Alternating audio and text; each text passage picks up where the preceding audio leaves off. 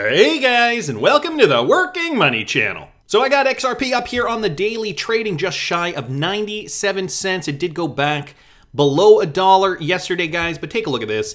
Check it out. I got the XRP chart here on the macro time frame, pulling a Fibonacci from the top to the bottom here. It's still bouncing off this level of support here. We're looking at bounce back off the 0.236 down in and around here. All right, so it is finding that support there, right? That is roughly 85 cents, 85, 86 cents, give or take. We are finding that to be a key level of support for XRP. As I've mentioned before, former level of resistance from 2018, finding support, bouncing down in and around here. And I mean, it's just doing what Bitcoin is doing at the moment. Bitcoin is also down a little bit along with the rest of the crypto space. Market cap just shy of $2.6 trillion. And a lot of these coins are moving in tandem. I mean, down a little bit. Some are up a little bit. So the market just kind of taking a breather at this moment in time. Bitcoin, let's take a look at Bitcoin right now real quickly here, throw it on auto. The Bitcoin trend, I mentioned yesterday that we could see a similar double bottom pattern that we saw on the way up here. And sure enough, what we are looking at right now could be the beginning of that. So we could see Bitcoin come back down to the $53,000 level before bouncing back up. This is what is ultimately having the price effect on XRP, bouncing off the 0.236. But that's a solid level of support, so I'm not too worried. I mean, if XRP goes lower, it would mean that Bitcoin would likely have gone lower as well. And that would be the end of the market, right? If Bitcoin cannot hold support and everything just kind of plummets 20, 30, 40% at this point in time, I could see if we reach new all-time highs, another correction like that, but at this moment in time, I think we are just consolidating before a move up. So is XRP a good buy? Well, I mean, maybe you're asking the wrong person. I always think XRP is a great buy, at least right now, especially under $1. Of course, that is not financial advice. However, there are other cryptocurrencies where in a spec run, you may see more gains because they have not rallied as much since that March 2020 low. If you're interested, I'll pull a couple up real quick, like BCH, Bitcoin Cash, up only 322% since that March 2020 low. Okay, so if we compare that to XRP, XRP is up about 754%, so still not one of the top flyers by any means. However, Bitcoin Cash down about 50% from that amount. So the other thing you want to pay attention to is Bitcoin Cash is being traded on many, many, many different platforms. It's also considered one of those coins that a lot of the institutions are willing to touch today. Another one I want to mention here, guys, is EOS. So since that March 2020 low, EOS is up only 179%. So find the low flyers, because when altcoin season hits, these are the ones that are going to have the most potential for a bull run to the upside. I mean, that's how the theory goes. If they have not already reached their all-time high, there's a lot of room for movement for some of these coins. So XRP in a good position, and it's got the double whammy going for it. And if you're planning on selling some in the bull run, keeping some for the long term, I would consider this coin. Again, guys, this is not financial advice. Any of the WEF coins, I mean, to be realistic about it. I saw this, guys, from Ian Binns here on Twitter. Many of you guys already hold XRP, and so many of you guys are looking for other projects or other airdrops in order to gain more cryptocurrency. And so this is an airdrop information sheet here, just tweeted out by Ian, talking about the Solo airdrop. So anyone who establishes a trust line to the Solo gateway address and holds XRP and or Solo at the time of the snapshot is eligible to receive the airdrop. A trust line is a feature from the XRP ledger to allow currencies other than XRP to be issued and transacted between accounts. It also allows accounts to hold a limit of that currency they wish to hold. When is the snapshot date? So guys, this is happening December 24th. We're already in December, so if you guys are not set up for this, you probably want to get set up. We will take the snapshot of the XRP ledger and scan the accounts with trust lines to the Solo gateway. So that's how they're going to be doing it. You got to set up that trust line. Those who have the trust line established will be on the list to receive tokens on January 20th, 2022. So they're even giving us the date of that airdrop. How much Solo will be airdropped? So a total of 200 million Solo will be airdropped to the eligible community. So similar, guys, to the Flare networks, and for those of you guys who have already received SGB tokens as well, this is something similar, but this is for Solo tokens, so be mindful of that. December 24th, Christmas Eve. Another one here, guys, from Michael at Val5 Links. a supermarket chain in Croatia, and they're a fairly old supermarket chain, has begun accepting cryptocurrencies. If this is not a sign that crypto is going mainstream, I do not know what is. Konzum, the largest supermarket chain in Croatia, which was founded back in 1957, has begun accepting cryptocurrencies in its online store, and they started that just yesterday, December 1st. The lineup of supported digital currencies, guys, includes Ethereum, Bitcoin, XRP, XLM, Bitcoin Cash, and of course a couple of stable coins, Tether and DAI. Shoppers are now able to buy groceries, hygiene items, household supplies, and other items with the aforementioned cryptocurrencies. Konzum partnered with Croatian fintech company Electrocoin to use its PaySec system to facilitate crypto payments. So guys, I know probably not a lot of you live in Croatia. However, this is just an indication of where cryptocurrencies are headed. Probably going to come to a supermarket near you. I know in Asia, there are already some supermarkets that accept cryptocurrencies. This has been happening for a while now. If you ever watch any of those older Bitcoin documentaries, like from 2013, 14, 15, you will see, I was at a time when Bitcoin was a very different beast than it is today. And so, these documentarians would go around to different countries in Asia and interview some shopkeepers and grocery store owners. I remember one grocery store, I believe it was in China, was accepting Bitcoin at that time. Anyway, we are seeing this become more mainstream, guys. Now Konzum in Croatia is accepting cryptocurrencies, including XRP. Another point here that I wanted to make with regards to the IRS, this coming from Tag XRP, according to the IRS, the path towards regulatory clarity for cryptocurrencies is as such. 1. ICOs. 2. State and international regulation. 3. The CFTC. 4. The SEC, unfortunately. 5. FinCEN. And then 6. Finally, we get clarity. It's interesting how Ripple is already regulated by FinCEN, but I guess it's like a game of Sorry. If you guys are not familiar with that game, you probably do not know that you can get bumped back a space.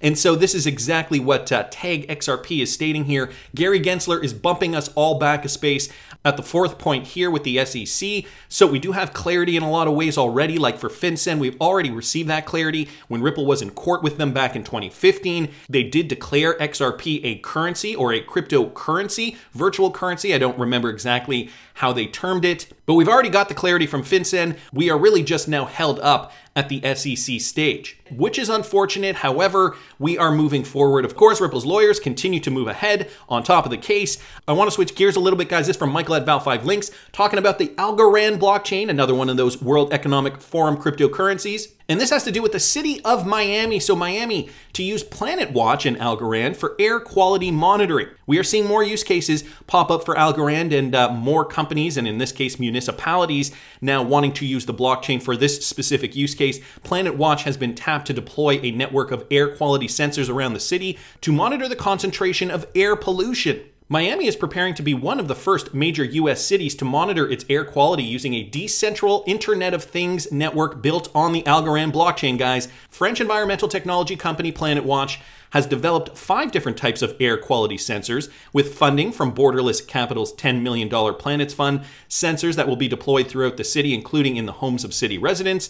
Each sensor detects the concentration of air pollution in the area. When combined into a network, they will help residents and city officials analyze where higher levels of pollution exist, and data collected by the sensors will be recorded on the Algorand blockchain, making it tamper-proof and permanent. Miami Mayor Francis Suarez has been a longtime advocate for the use of blockchain technology. He said at the Decipher event in Miami on November 29th, the data from this project will play a crucial role in our climate adaptation efforts, as well as our ambitions to make Miami an epicenter for digital capital markets. So, boom, it looks like the city of Miami is already on top of this, utilizing real-world blockchain technology, and one of those projects that we are really going to see thrive in the future, Algorand, also backed by the World Economic Forum. Algorand is a carbon-negative blockchain. Algorand also recently gained a $1.5 billion fund from former city executive Matt Zhang, as I reported earlier this week. So interesting news there. Wanted to thank Michael for posting that. And this guy's from XRP Crypto Wolf. Ripple partner Bank of America sees massive opportunity in the metaverse. So they are saying that the metaverse is really where the action's going to be in the coming years. I certainly know myself, I do not like to hear that. However, If it happens, it happens. And if we see more utility traveling through some of these cryptocurrencies that do solve problems, well, that's going to be great for us. Bank of America's strategist Haim Israel told the Insider Tuesday that the metaverse is a massive opportunity for blockchain tech. In addition, he expects it to take cryptocurrency mainstream. Israel is Bank of America's managing director of research and a global strategist. He is also head of the global thematic research team at Bank of America Merrill Lynch. And he detailed, here's a quote from him, "I definitely believe this is a massive, massive opportunity. You need the right platforms. That is definitely going to be a big opportunity for this entire ecosystem." Remember, guys, Bank of America, a Ripple partner. Also remember, Ripple has partnered with Forte, a video game developer. That news was from a couple of years ago. But also, let's not forget the XRPL is being developed out, and some companies are looking to develop out NFT capabilities. David Schwartz has also gone on the record to say NFTs are going to be big. I mean, even just today, we don't really know how NFTs are going to look in 5 and 10 years down the road. Today, we're seeing them as collectibles, art. You can buy art and, today it's used in this one type of application. However, it's going to be interesting what the future holds. I think, in a lot of ways, many of us can't even fathom how we're going to realize NFTs in the coming years. In-game products, I think, are definitely going to be a big part of this. The metaverse, as we're hearing now from Bank of America, the metaverse gained much attention in October when social media giant Facebook changed its name to Meta. A parcel of real estate on virtual reality platform Decentraland had recently sold for $2.4 million, and Republic Realm paid $4.3 million for a property in the Sandbox metaverse on Tuesday. So that just speaks to the hype, I think, of the metaverse.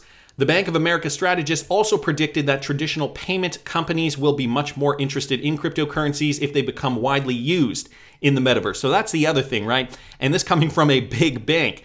Think of it, guys. If we're going to be spending our lives now in the metaverse, well, if we so choose to, or if we are, dare I say, forced to, I hope it doesn't come to that. But if we are to spend most of our time there, it is going to be important to be able to transact with cryptocurrencies, and we're going to need a mechanism for it, whether it's the XRPL or something similar. There are going to be a handful of companies that really, really thrive, kind of like the Amazons and the Googles and the Facebooks and the Apples, so on and so forth. So maybe in comparison, we're looking at the Solanas and the XRPLs and the Stellar Lumens, so on and so forth, right? Just to give you guys a comparison anyway, this coming from one of America's biggest banks. Wanted to thank XRP Crypto Wolf for posting that. Guys, I have one here from DJ Peter Vass as well. This is some SBI news, so SBI we know. Tied to Ripple, and a company that they are connected to, Cash Free, has invested $15 million in UAE-based company Teller. Here's why they decided to test the Middle East markets. Well, we know Ripple is already connected to the Middle East, but this is just another example of the tertiary partnerships, right? A company connected to Ripple invests in another company, which buys another company, which is already based in a region where Ripple is very prominent. The acquisition will make Cash Free the single largest shareholder of Teller, and the two entities plan on developing a unified cross-border payments platform which aims to help Indian merchants go global. So the XRPL web just expands even greater, guys. Incubated by global payments giant PayPal, Cash Free, a leading payments and API solution startup, has invested $15 million in UAE-based payment service provider Teller. The acquisition will make Cash Free the single largest shareholder in Teller, and the two entities plan on developing a unified cross-border payments platform which aims to help Indian merchants who are looking to take their business global. So why did this 6-year-old startup decide to test the Middle East markets? Well, I can probably tell you why, likely not mentioned in this article here, but what they're saying, I mean, this is the official statement. The CEO and co-founder of Cash Free Payments spoke to ET Now about how this partnership with Teller was a perfect fit in the company's global expansion plans. Here's a quote: "Teller has a good payment collection service. They serve 120 currencies and have 30 languages supported, so we felt it was a good match and went ahead and forged this deal. Teller is already well established, and so we don't have to start from scratch. It will work independently along with the Cash Free team." So, the independence, not having to handhold a lot of these companies, I think is also a very appealing feature to some of these companies that are acquiring. So the web keeps growing. The UAE, the United Arab Emirates, one country where we know Ripple has already permeated. The Middle East, of course, a group of countries that Ripple has been going hard at over the last year and a half. And down here it says, even though CashFree competes with the likes of Paytm, PayU, and Razorpay, it still feels that there is ample opportunity in the digital payments ecosystem, of which it already commands 50% market share as a payments processor. So let me also remind you, CashFree, now theoretically Ripple enabled if SBI is backing it. But also look down here, they're saying their competitors, Paytm. We know Paytm also Ripple enabled. So we're seeing the domino effect. We're realizing companies that are now in direct competition with one another have to keep up pace by using technologies, distributed ledger technologies like RippleNet, allowing for those cost-efficient, fast transactions so that they can maintain their client base. Great news here, guys. Wanted to thank DJ Peter Vass for posting that. And so I saw this screen grab as well, and I wanted to address this because there have been some issues on the XRPL, and you know, some people were getting upset at XRPL Labs. Vietsvin, the head over there. So this is what somebody posted. I saw this recently, transaction fee escalation. Does this mean that we are going to be charged more for transactions done on the XRPL? Currently, the XRP ledger is experiencing an unusual amount of traffic, and transactions with lower fees may not go through. Would you like to submit this transaction with the following suggested fee, 0.01 XRP?